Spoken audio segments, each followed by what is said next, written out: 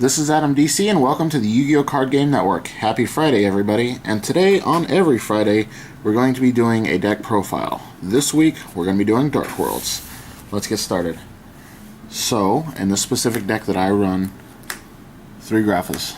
Every Dark World deck is going to run 3 Graphas. He's your beater effect. If he's discarded by card effect, he destroys 1 card on your opponent's side of the field, and I can return a Dark World monster on the field to my hand to special summon this guy from the grave. One thing I do like about him is because that is a summoning condition to bring him out of the grave. If you have something like Soul Drain or Mind Drain, I think it's Soul Drain, that negates effects in the grave, it will not negate his summoning effect because it's not necessarily an effect, it's a summoning condition. So, if you're ever playing Dark Worlds, just keep that in mind. Next, 3 Snow on Light of the Dark World. She's the searcher of the deck, 1700 attack, level 4. The good thing about her is she's not limited. She can search herself, and her effect can be activated more than once per turn, unlike a lot of searchers you see in the game today. So I can discard a Snow to search a Snow, discard a Snow to search a Snow. I can thin out the deck, and then I can search for spells, traps, or monsters that have Dark World in the card name, so she's not limited at all. Plus, if I have Gates on the field, it knocks her up to 2000 attack, which makes her a target for a deck dev. So, you know, if I am playing a deck with weaker monsters, Synchro, or whatever, and I need to sign in the deck dev, she is a potential target for that. Next, 3 Brow. His effect, when he's discarded by card effect, I draw a card. The best thing about him is, aside from the fact that he lets you draw and he speeds up the deck, he is a level 3 Fiend, which makes him a target for Tour Guide, which gives me easy access to my rank 3 monsters. And it's just awesome running him in this deck with Tour Guide, because a lot of times when you run Tour Guide, her only target is herself, especially now that Songen is banned. But in this deck, my Tour Guides have multiple targets. 2 Beige. This guy's actually being reprinted in Joey's World as an Ultra Rare, so I'm really excited about that. I choose to run him over Silver or Gold or Lantium, just because he's a level 4 and I can normal summon him. So if I want to normal summon him, return him for a Grapha, and then discard him for Gates or Dark World Dealings to special summon him again, I can return him for another Grapha, then I can use that those 2 Graphas to make a rank 8. Just the fact that I can normal summon him means I can use him one more time, you know, per turn to get my Graphas out of grave. You know, it really sucks if you know, dead draw a Silver or a Gold without a discard outlay. You know, you're kind of screwed with this guy. He's probably my favorite monster in the deck just because he lets the combos happen. You know, you can keep discarding him. You can discard him with Dark Smog, you can discard him with Dark World Dealings, and as long as you have a Grapha engraved to return into your hand, you can just discard him again. So you can keep discarding and plussing off other card effects without really paying any kind of cost, whereas a Brow or a Snow, you can discard him once and sure, that's cool, but you can't keep discarding him in the same turn like you can this guy. Like I said, Tour Guide, really great. You know, summon her, grab a Brow, then I can make my rank 3s, or I can just return the Brow to my hand to get a Grapha. Really versatile in this deck. Plus, she's a Dark Fiend, which means I can target her with Allure of Darkness or even Gates. I can banish her with Gates. Morphing Jar. I run him just so. The one bad thing about Dark World decks is they are inconsistent. So if I do get an inconsistent hand, I can set this guy. Hopefully he'll flip. If not, I'll flip him myself and restock my hand. Then, not to mention, if I open up loaded with Dark World monsters in this guy, it pretty much sets up game for you, because you're gonna discard, you know, 3-4 Dark World monsters, get all their effects, draw 5 more cards.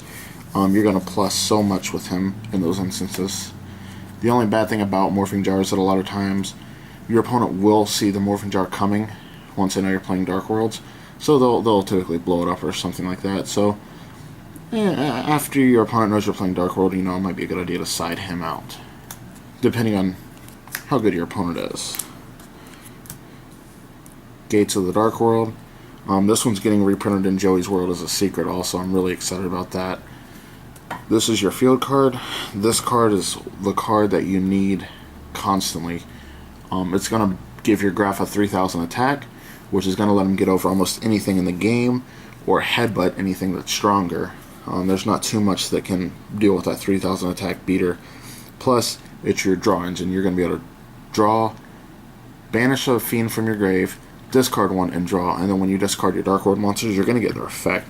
So this card can essentially let you plus, once or twice per turn, every turn. It's just a constant discard outlet. Dark World Dealings.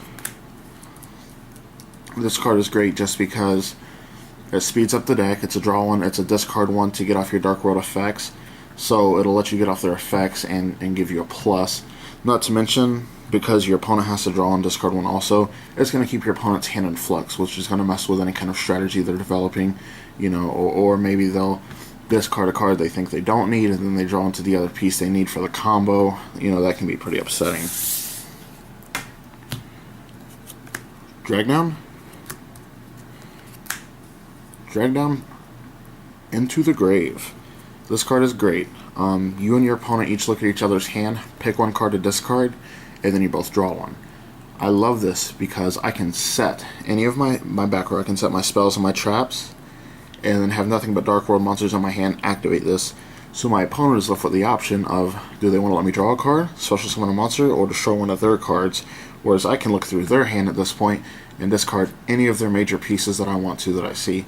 If I know what they're running, a lot of times I will, I can really mess up their strategy, really slow them down with this card.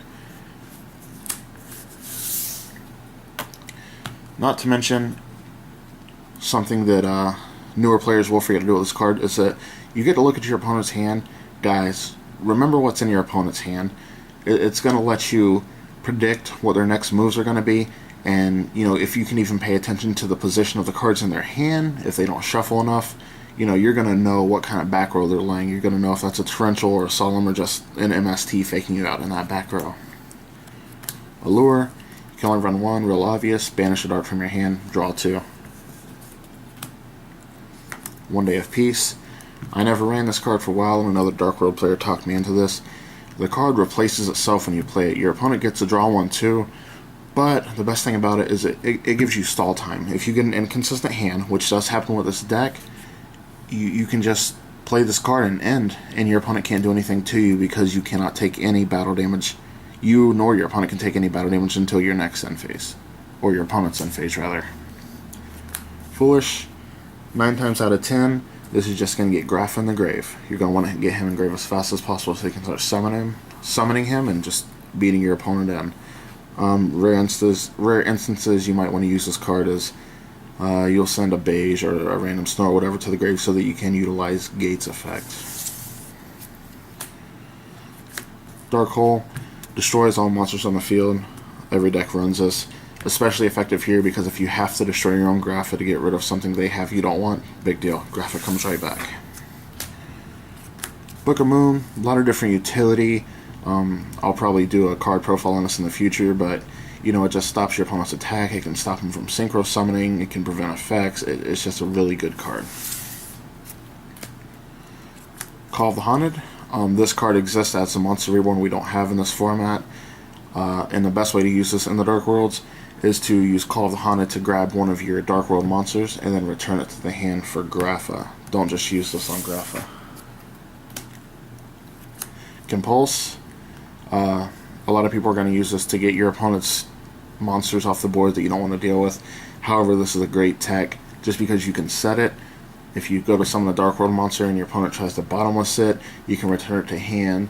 Or if you attack into a D-Prison, you can return your Dark World monster in hand because banishing is going to be the biggest thing that's going to hurt this deck. Solemn just negates a summon or a card that would summon, helps you keep control of the board.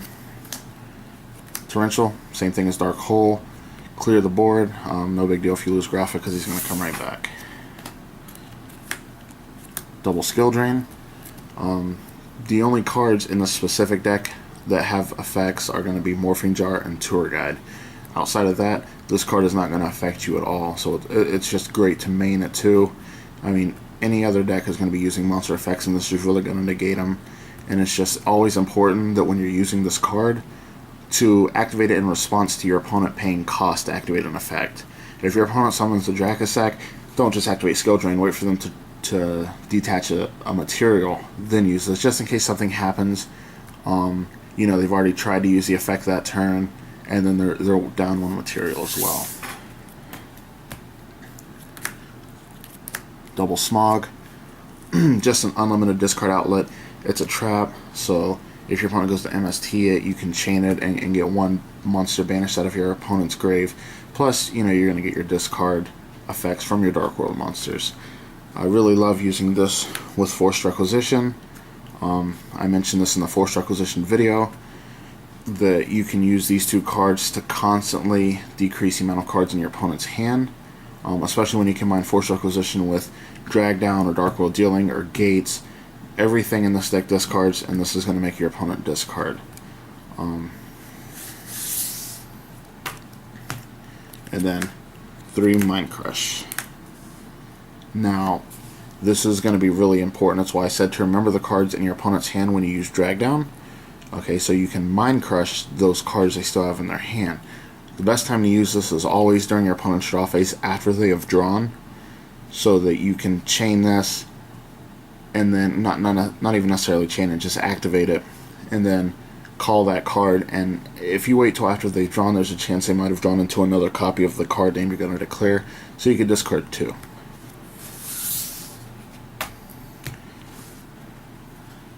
Now for the extra deck, Leviair brings back a banished level 4 lower monster, 2 Zen mains just for defense, Leviathan Dragon, Acid Golem, Abyss Dweller, Utopia, Utopia Ray, Steel Swarm Roach, and Maestroke.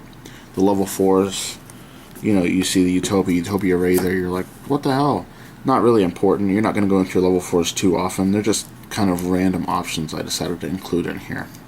And then your rank 8s, your Tachyon Dragon, your Heliopolis.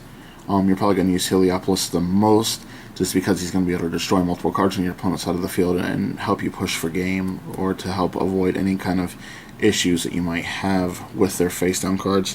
And then Zombiestein. Zombiestein exists just to get over any kind of big monster they put on the board.